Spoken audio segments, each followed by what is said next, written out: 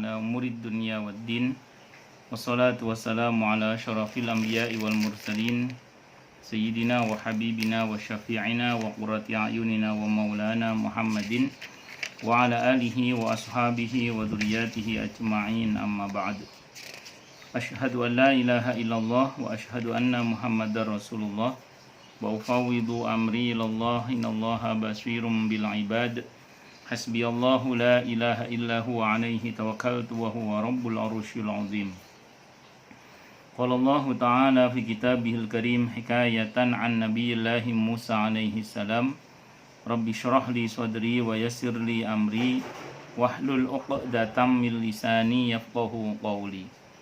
Para asatidah, para ibu-ibu sekalian, hafidhoni wa hafidhakunallah. Saya doakan semoga kemuliaan ibu-ibu sekalian selalu dijaga dan ditingkatkan terus oleh Allah Subhanahu wa taala sebagai seorang muslimah, sebagai seorang istri, sebagai seorang ibu, dunia hingga surga. Amin Allahumma amin insyaallah. Berikut ini insyaallah kita akan mencoba membahas tentang doa-doa yang dicontohkan oleh Rasulullah Muhammad sallallahu alaihi wasallam. Salah satunya adalah sebuah hadis yang diriwayatkan oleh Al-Bukhari dan Muslim dari Sulaiman bin Sard. Katanya, ketika saya duduk bersama dengan Rasulullah Muhammad sallallahu alaihi wasallam, dua orang lelaki saling memaki hingga salah seorang di antara mereka merah padam mukanya dan bengkak urat lehernya. Maka sabda Nabi kita Muhammad sallallahu alaihi wasallam, inni la'alamu kalimatan law qalaha dhahaba anhu ma yajidu ma yajidu law qala a'udzu billahi minasyaitonir rajim dhahaba anhu. Saya tahu suatu kalimat, kata Nabi, yang diucapkan seseorang tentulah akan dapat memadamkan nafsu marahnya, yaitu a'udzu billahi minasyaitonir rajim. Jadi kalau kita sedang marah, disunnahkan untuk membaca a'udzu billahi minasyaitonir rajim. Tentu ada tahapan-tahapannya ya. Ini yang perlu kita cermati bersama. Kalau anjuran Nabi kita Muhammad sallallahu alaihi wasallam, yang pertama, kalau orang sedang marah itu disuruh berwudu. Karena beliau marah itu dari setan, dan setan itu terbuat dari api. Maka berwuduklah. Kalau sekiranya dengan wudhu tidak bisa, maka kata Nabi, kalau marah itu masih ada, kalau kamu marah sambil berdiri, coba duduk, kata Nabi. Kalau duduk juga masih marah, coba tidur. Jadi kita harus semaksimal mungkin menetralisir marah tadi itu dengan cara-cara seperti itu. Walaupun sebenarnya dalam Islam itu marah itu bukan tidak boleh, tapi ketika marah itu sudah mulai tidak terkendali, disitulah mulai berbahaya sebenarnya. Maka harus dibedakan antara marah dengan marah-marah. Kalau marah itu marahnya tanpa amarah, marahnya fokus dan marahnya ngasih solusi. Tapi kalau marah-marah, marahnya itu dengan amarah, marahnya nggak fokus dan marahnya juga nggak ngasih solusi. Nah, model yang marah-marah inilah yang perlu kita tadi kendalikan dengan wudu. Yang kedua, kita coba kendalikan dengan cara duduk dan atau dengan tidur. Yang terakhir, jangan lupa berdoa a'udzu billahi minasyaitonir rajim. Ini diantara ajaran Nabi kita Muhammad sallallahu alaihi wasallam mengenai berdoa terutama pada saat sedang marah. Terus kemudian kita akan juga mencoba membahas tentang sebagian doa-doa dari Nabi kita Muhammad sallallahu alaihi wasallam yang padat dan berisi. Yang pertama, kata Siti Aisyah radhiyallahu anha, Nabi kita Muhammad sallallahu alaihi wasallam menyukai doa-doa yang padat berisi dan meninggalkan doa-doa yang tidak demikian halnya.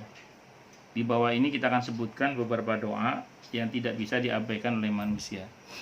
Jadi Nabi itu seringkali kalau berdoa itu doanya padat berisi. Jadi bukan doa yang bertele-tele atau doa yang ngalor ngidul yang gak jelas. Nabi itu doanya singkat, padat. Jadi singkat, padat, berisi. Contoh misalnya, minta Nabi itu setiap subuh dalam sebuah hadis riwayat Ibnu Sunni meminta kepada Allah, Allahumma inni as'aluka ilman nafi'a wa rizqan thayyiba wa amalan mutaqabbala. Wahai Allah, hamba mohon kepadamu ilmu yang bermanfaat, rizki yang baik, dan amal yang diterima. Nabi kalau berdoa kepada Allah dengan doa yang diajarkan oleh Allah dengan sangat simpelnya tapi padat berisi, Rabbana atina fid dunya hasanah wa fil akhirati hasanah wa qina adzabannar. Nabi kalau bicara tentang keturunan misalnya, beliau mengajarkan sebuah doa yang Allah ajarkan juga dalam Al-Quran, di surah Al-Furqan ayat 74 itu misalnya, Rabbana hablana min azwajina wa dzurriyyatina qurrata a'yun waj'alna lil muttaqina imama. Itu kalau kita baca terjemahannya, semuanya mencerminkan kepadatan makna dari doa-doa tersebut. Karena memang Nabi kalau berdoa seringkali menggunakan doa yang padat berisi tadi itu.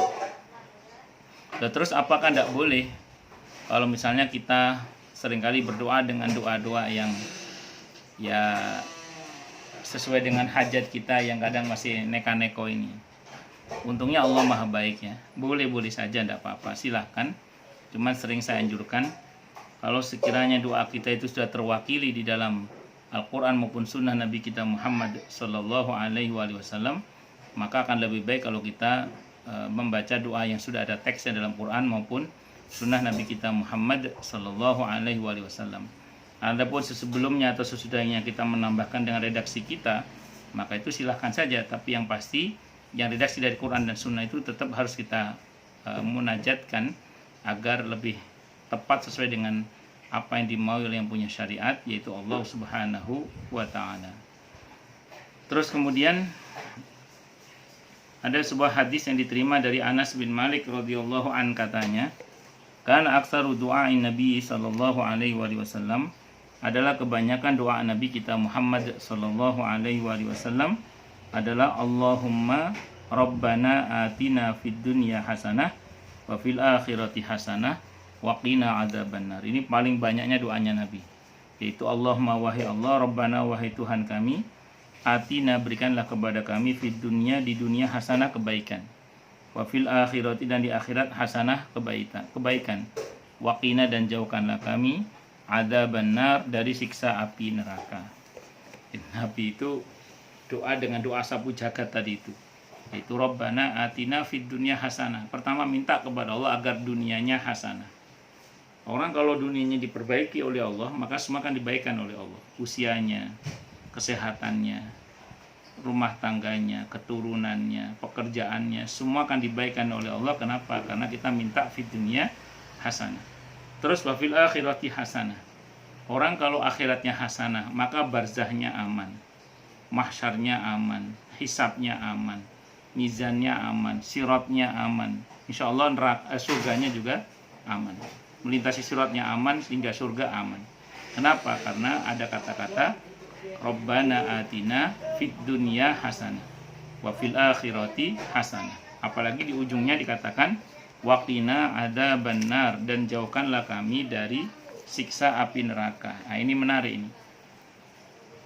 Memohon kepada Allah kebaikan dan terbebas dari siksa api neraka ini sangat penting. Pertama, karena memang semua kita ingin selamat dari siksa api neraka. Itu yang pertama. Yang kedua, kalau sampai doa ini dikabulkan oleh Allah, dan mungkin sebagian kita sudah berpuluh-puluh tahun berdoa dengan doa ini, insya Allah adalah yang nyangkut satu atau dua dari doa waqina adzabannar ini. Dalam hadis Sahih Muslim disebutkan, ada seseorang nanti, kata Nabi, ada seseorang yang nanti itu diseret masuk ke neraka. Jadi di mahkamah Allah yang bersangkutan harus masuk neraka. Begitu mau dilemparkan ke neraka, ternyata neraka nggak mau terima. Kata neraka, orang ini pernah berdoa kepada Allah agar dia selamat dari siksa saya, dan doanya dikabulkan oleh Allah. Maka saya nggak mau terima orang ini kecuali Allah mengizinkan. Maka malaikat mengajukan laporan kepada Allah, dan Allah maha tahu tentunya. maka kata Allah bebaskan dia dari api neraka. Makanya jangan meremehkan doa Rabbana atina fid dunya hasanah wa fil akhirati hasanah wa qina adzabannar. Termasuk juga doa Allahumma ajirni minan nar, itu yang 7 kali setelah subuh dan 7 kali setelah maghrib, tapi ditambah Allahumma inni as'alukal jannah Allahumma ajirni minan nar. Ya Allah, hamba mohon kepadamu surga dan jauhkan kami dari siksa api neraka. Para jamaah sekalian, hafizoni wa hafizakumullah.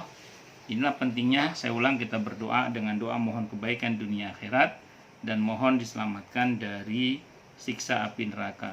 Semoga Allah selamatkan kita dari siksa api neraka dan Allah perbaiki hidup kita di dunia ini ke akhirat nanti. Amin Allahumma amin insyaallah.